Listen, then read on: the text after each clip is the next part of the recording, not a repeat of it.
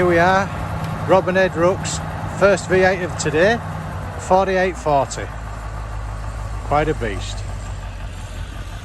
First of four.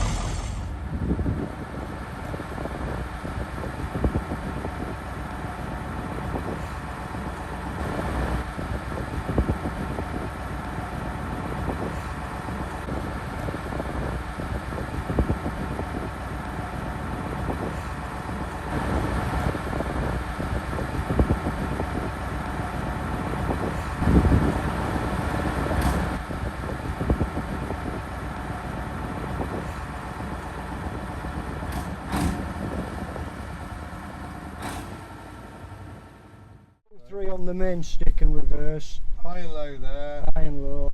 and then we got your 3-speed power shift. So we got the same amount of gears on the 1150, Yeah. but we've got the 3-speed power shift off the 2000 series. Yeah.